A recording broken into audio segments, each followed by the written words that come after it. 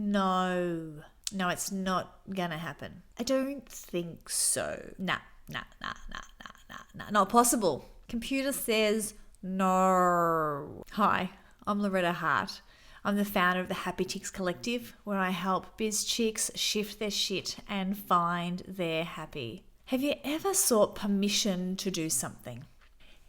You know, I've been wanting to start this podcast for ages. For about a year, I would tell you, I want to get into this podcast. I want to get out there and I want to get into women's ears and I want to help them and support them on the way. I want to inspire positive change. Like, I had all the things. But one thing I didn't have was my internal permission granted to actually hit play. And the thing is, when I went in and I decided that it was time, and I was like, are we okay with this, self? Are we okay with this? Oh, I got a lot of resistance. For a start, I got a lot of blank. I got a lot of, actually, you've got nothing to say, Loretta. We've just had a look around the old vault and there's nothing in here, just cobwebs. And then I had a little bit of, well, there's nothing really of interest. There's nothing really of value that you've got to offer, so why bother? So I decided that I would just start. I decided with these doubts and these second guessings and this negativity that I would just pretty much plow my way through anyway.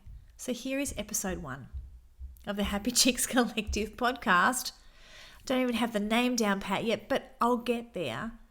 Because sometimes not asking permission, sometimes taking imperfect action means we get the ball rolling. So, what is it that you're stumbling on?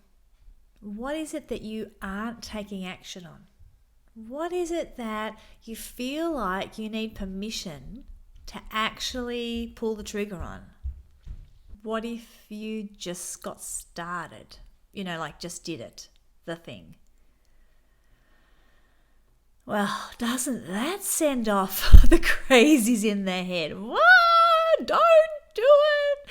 You'll be seen to be a fraud. They'll all find out you don't know what you're talking about. What will people think? Oh, the judgment, the worry.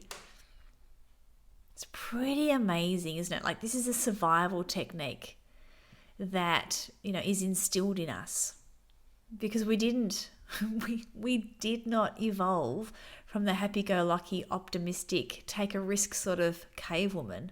She died, unfortunately.